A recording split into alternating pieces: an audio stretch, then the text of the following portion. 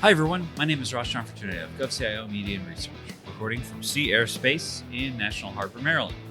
Joining me now is Rear Admiral Susan BryerJoyner, who's Director of Warfighting Integration at the Office of the Chief of Naval Operations.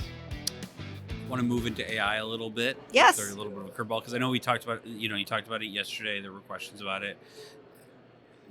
I know there's been talk of having AI ready mocks soon, as soon as this spring. Like, what does that look like, and what's needed to get to the point where AI is completely integrated in all the things that you need it to be? I think it is going to be an ongoing journey because artificial intelligence itself as a field continues to mature, and there are different artificial intelligence technologies that are ready for use today, others that still need to be more fully vetted, experimented with to figure out, do they meet the performance parameters with the level of trust that we need? Because when we're talking about targeting, when we're talking about warfighting functions, we really want to avoid any sort of AI hallucinations, and we want to keep the commander in the loop for making the final decision. But the staff needs to understand enough about the way courses of action are developed to make sure that they are based on reasonable assumptions and planning parameters. And so we are looking at it in probably two or three different parts. First, the technology is already there. In some elements, the technology is already there, and folks are experimenting with it in experiments and exercise, understanding what it does best and where it may not quite be ready yet. And where it does best, we're implementing workflows in Maven Smart System with other third-party vendors to say, here are the workflows that we can use data most effectively, and the machine can do what people used to do, but faster. And so you're looking at a lot of the data analytics, the pulling together of complex data and information, and packaging it in a way that a human is able to better ingest it and make decisions. So that's ongoing today. We as a Navy are also looking at ways to improve our familiarity and our proficiency with artificial intelligence. As Vice Admiral Vernaza mentioned yesterday in the TICOM discussion, they have initiated an AI Master of Science pilot at Naval Postgraduate School. It's going to take about 20, I almost said naval officers. We've actually got one or two Army civilians. And so it's really kind of a joint approach. And it's not just for the information warfare community specifically. We've got surface warfare officers, aviation, etc. So it's much broader than that. In parallel, DIU has actually agreed to fund another pilot at MIT for AI, a Master's of Science degree, which will also start this spring or summer. And we've got 10 students going through that particular program. And we're really looking at what is the differential value between the curriculum that MIT would deliver as opposed to the one that NPS delivers, to determine what works, what doesn't work, and how do we proceed forward from there. That's advanced education. In parallel, we're also looking at the training to help everyday users understand how they can apply AI in their everyday life. Because OSW, the SecWar, has made Gen AI available on NIPRNet. It's coming out on CIPRNet soon. So helping people understand how they can use those particular capabilities to make their job better. All of these are areas that we're exploring with regards to AI proficiency. You mentioned the NPS. I talked to Captain Mike Owen in San Diego a few months ago about that. He was saying that NPS was going to sort of scoop up people, bring them to teams and things like that. How are you working with NPS to bring their task force into your operations? Yes. And so right now we have an AI leaders group where I've got senior leaders from the manpower area that we're working with to figure out how we validate the coding of the billets, validate the training and the education. So we've got that major initiative going.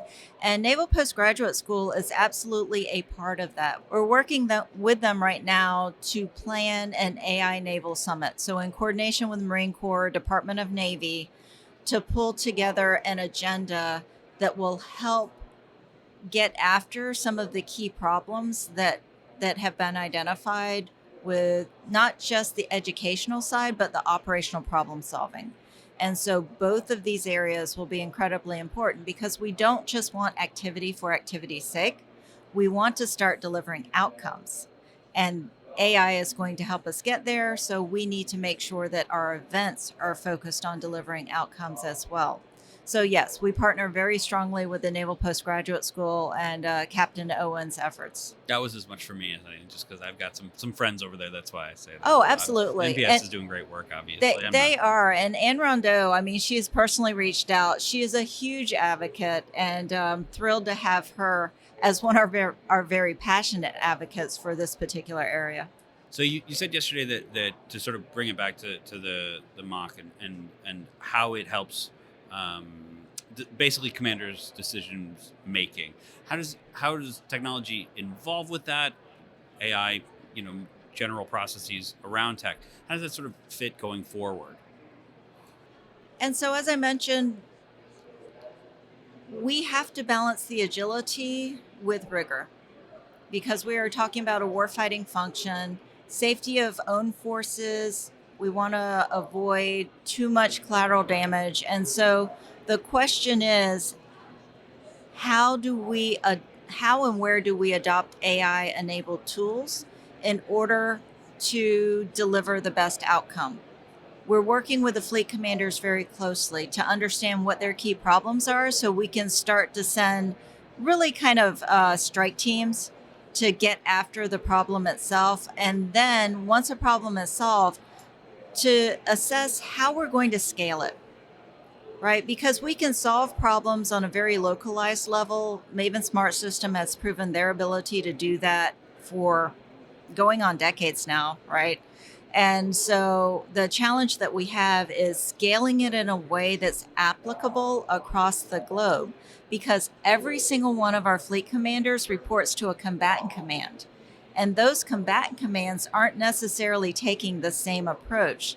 So one of the dualities that we're also trying to manage is how do we provide a global maritime picture that is also supportive of a single common operational picture for a given combatant command. It's been very helpful. OSW CDAO has started working on an ontology, a global ontology, as opposed to a combatant command specific ontology. And I think that will be a first great step to getting that common picture across the globe. So there are a lot of very exciting things going on in this area that the opportunities are there, and we look forward to leveraging them for the mock when it makes sense. Yeah, the continuous nature of it seems to be sort of, that's just the nature of technology, I'm sure, and specifically technology with the Navy. I want to end on the sort of wish list, for lack of a better word. Like, what do you still need to make sure that that the mocks can be effective, sort of globally, but certainly at those edge in the degraded environments? One of the biggest things that we're working on is figuring out how to create data-informed analysis about where the biggest return on investment is going to be. What do I mean by that? There are tons of areas that AI can be applied, but we have to balance that with a fixed budget. And I say fixed in the loosest sense of the word because the administration today is absolutely investing in this area. And so we do see additions there, but we want to be, reasonable consumers of the taxpayer dollars. So figuring out the analysis that says if you make this investment here, it's going to have this outsized impact, as opposed to making this investment here where it's going to have a much smaller impact. It helps us prioritize our efforts.